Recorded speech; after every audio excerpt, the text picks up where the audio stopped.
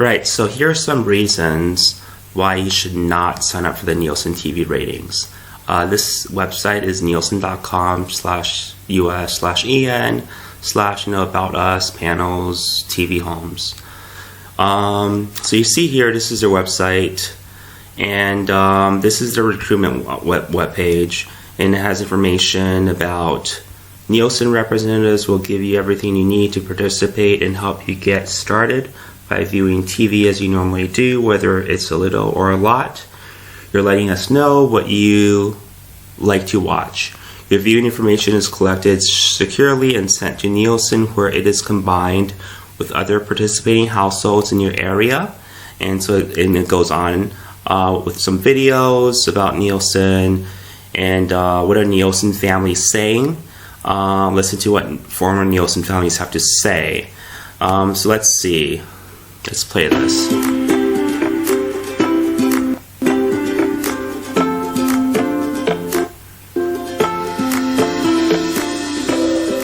When I participated with Nielsen, it felt awesome. Being a Nielsen family felt like it brought our own family closer together. I agreed to participate because I've always wondered how the ratings worked, and the opportunity finally came to my doorstep. You should participate because you watch TV your whole life and now your viewership counts. I would tell people to participate in Nielsen because your opinion matters.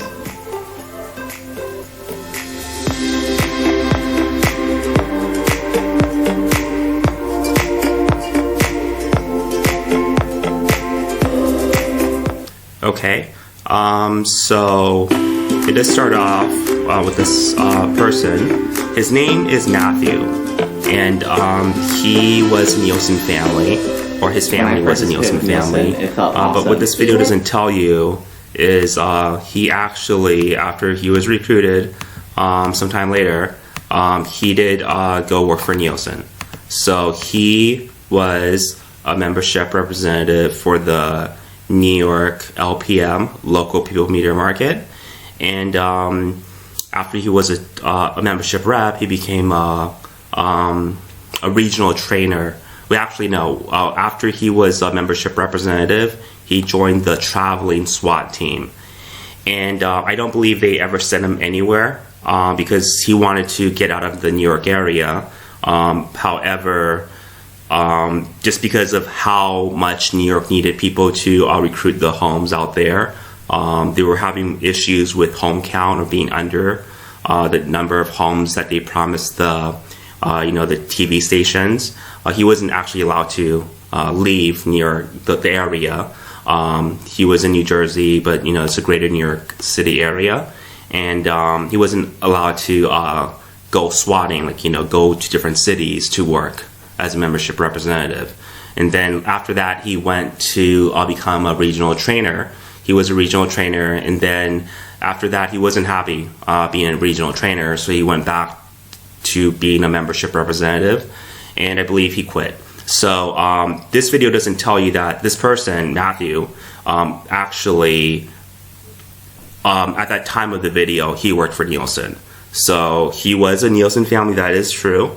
I don't believe he was a Nielsen family for over a year or anything like that. It was less than a year before he got a job at Nielsen. So this video does not explain that this person does not disclose at that time when the video was created that this individual, Matthew, works for the Nielsen TV ratings. And next, how can I participate in the TV ratings? We can't ask every home to participate, so we'll carefully select a sample of homes from communities all over the country to represent your entire TV audience. Households are randomly selected, and every household in the U.S. has a chance of being selected, no matter where it is located. If I work for Nielsen or the TV industry, can I participate? You aren't eligible for participation if you, your immediate family members, domestic partners, or members of your household work for Nielsen. So back to Matthew.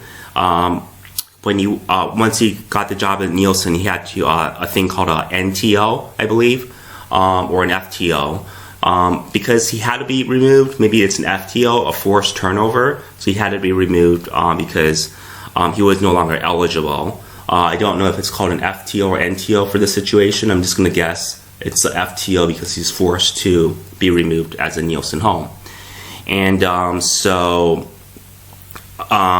next, I received mail from Nielsen. Is it legitimate? Yes, the envelope may have contained either a short survey about television viewing that we would like you to complete and return. What if a Nielsen representative visits my home? This is the thing that is problematic with the Nielsen TV ratings. People visit people's homes, oftentimes without getting any heads up. They just come, during primetime recruitment hours, which is preferred for the Nielsen company. So maybe at 3 to 7 p.m., even as late as 9 p.m. or a little bit later. So basically, you're just randomly getting a knock or your doorbell rung by the Nielsen membership representative. And so basically, they have a policy if you're the first home selected that they want to, definitely get your home to participate because you're the basic. And then this could involve several visits. Even if you decline, they would want to come back and check your home again. I believe the recheck refuse, which is basically the basic that refuses. The policy is like every 6 months, someone would go back and try to recruit you again, even though you declined to participate in the Nielsen TV ratings before. They'll be back, maybe in 6 months later. And initially, before they close your home out as a refusal, they'll try definitely to get your home on board. So let's say you go there. They go to your house, you refuse. They might go again. They might go again. They might send someone else. The manager might say maybe the person who tried to recruit you wasn't maybe the ideal person to recruit your household, or maybe that a different membership rep would give a try, maybe see how that goes. So they might send someone else to your house, and then you can decline, so you're not interested. Maybe give them a reason, like even if it's like privacy or just not interested, too busy, or things like that. When the recheck refuse service request comes up, and it should come up maybe like 6 months later, and then someone will come back and visit your home. And then after that, there might be another recheck refuse service request open at another 6 month interval. So maybe at 12 months, a year, someone will come back and try to visit your home and sign you up. So if you're selected as a Nielsen home for the local people meter market, your home is selected for basically up to 2 years. Even though you might not sign up during that 2-year time frame, they're going to come back and try to sign up your home because you're selected. You're the basic home. You're the first home selected if that's the case for the 2 years. So basically, even though you refuse, you're still selected. They might recruit an alternate home, like a neighbor down the street somewhere around your area to basically take your place. But they're still going to try to get you because you're the basic, the most accurate home. So membership reps can do recheck refuses or have recheck refuse service requests open and check your home, try to sign you up. And then what happens if you do sign up? So let's say maybe you declined the first time, maybe like 9 months down the road, okay? You decide to sign up for the TV ratings. Well, what happens to the home that's representing your home? That's the alternate. What happens is they will remove the alternate. So the alternate is forced to leave the TV ratings so your home can sign up because you're the first home, you're the basic. And that is how that works. And then basically in training, we're told that for the Nielsen TV ratings, there's a box, for the LPM markets. Now, if you're in an AP market, AP markets are the kind of the older system boxes, like Seattle. The greater Seattle area was using AP boxes. Tampa, I believe they use AP boxes. And then there's several other markets that use these big boxes.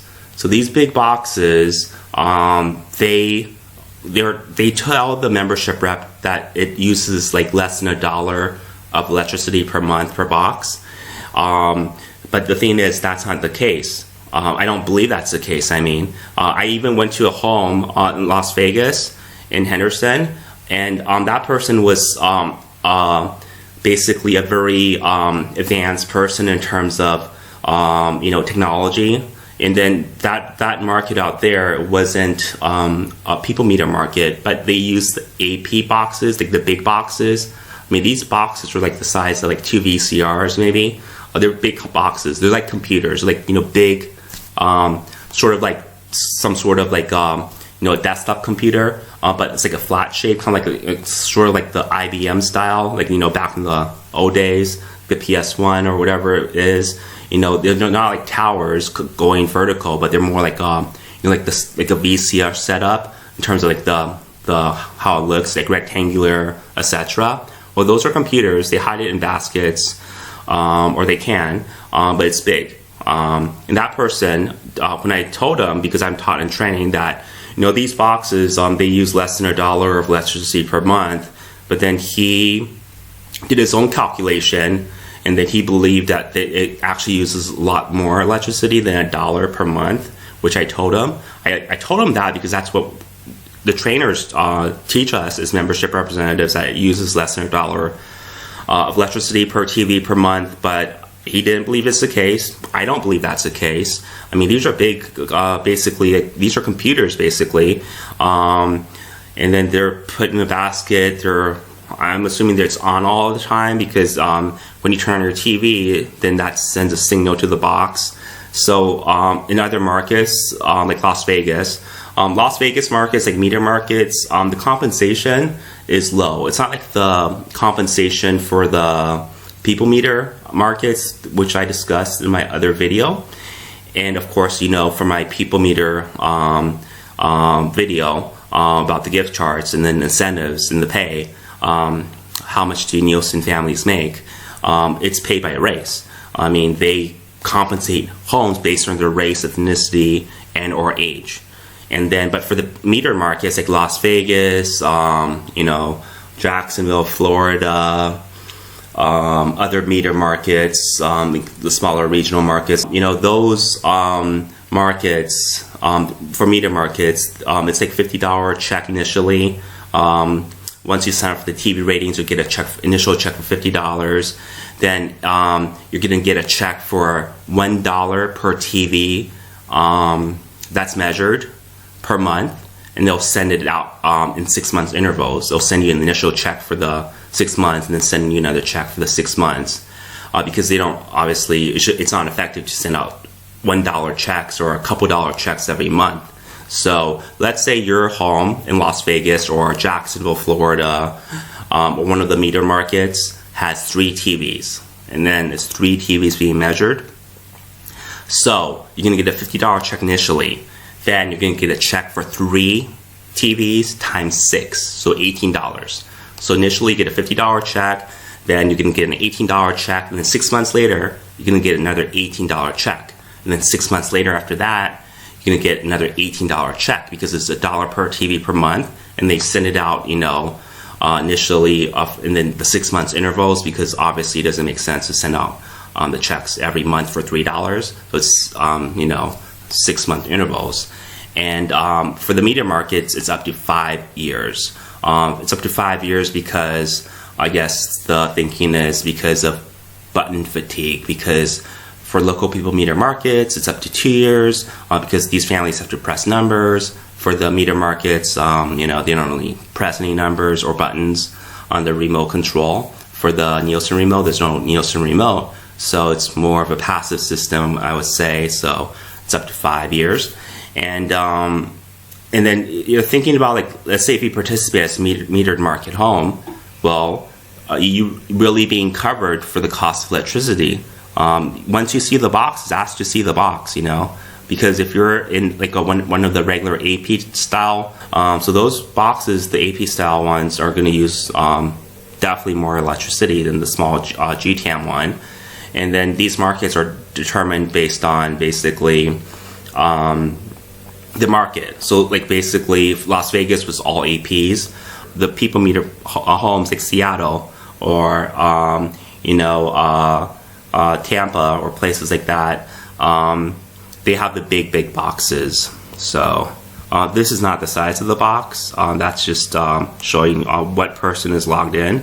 For example, in the AP style people meter boxes, you press a number, it shows which numbers are logged in. This is just the indicator, and it flashes at 42-minute intervals, and then asks you to press OK when it flashes every 42 minutes, because it's just checking to see if you're there. And then this doesn't work by itself. There's a big you know, there's a big computer attached. yeah, so maybe it's like this thing right here. So let me see if I can, thing right here. So yeah, so that, it might be this one, something like this. Yeah, this is a big box, as you see. It's a celebrated history of innovation. I mean, it's kind of like this. I'm not sure if it's exactly this, but it's a big box like this. So, and that's just like in the AP style market. Of course, there's a GTAM one. The GTAM one is, let's see if there's a picture somewhere.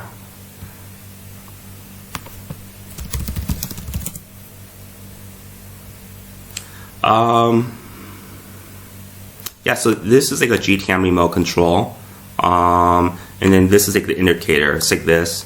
That's the indicator. So instead of the box I showed you with the flashing, it's like this, and then there is this right here. Yeah, something like this. That is the box. So if you're in, yeah, so this is the GTAM.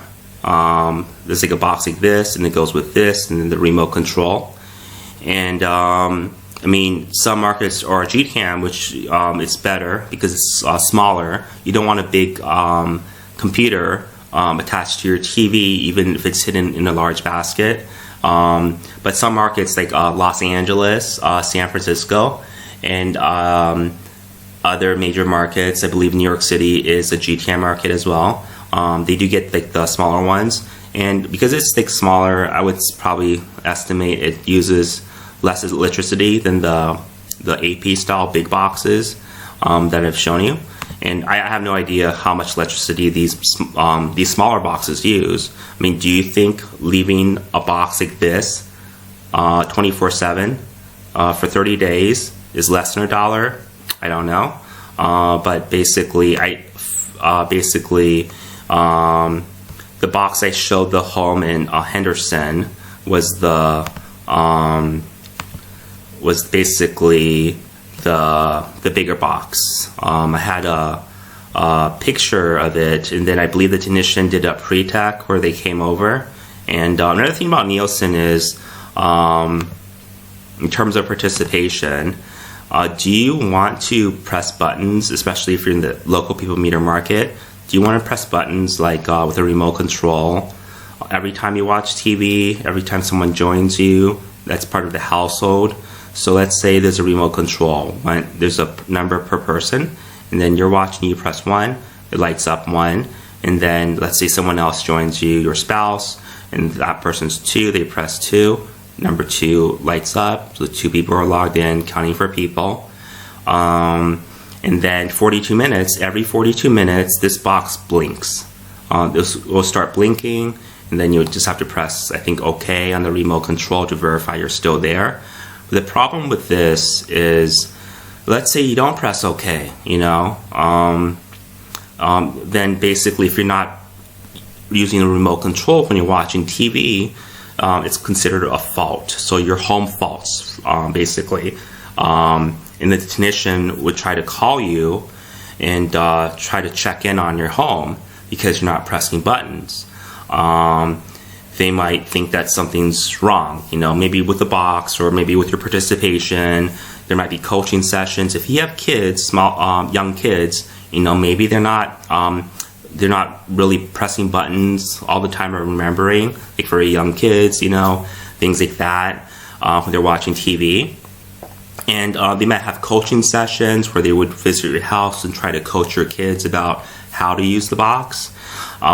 Basically, when your home faults, you know, Nielsen does not like that. The technicians don't like that. Technicians have a metric about, you know, how much of their homes are participating actively, if there's any faults or things like that with the homes. And then, so basically, they do bonus off of that metric. So, if your home does not press the button to verify at 42-minute intervals that you're watching, if it doesn't, if it forgets to turn off the TV or log out of the box, then that could be a problem. Some homes have had several visits, several visits from technicians, and then some homes have decided to no longer be a Nielsen home just due to all these frequent technician visits. And another thing about being a Nielsen home is in terms of your setup might not work with Nielsen because your setup was problematic.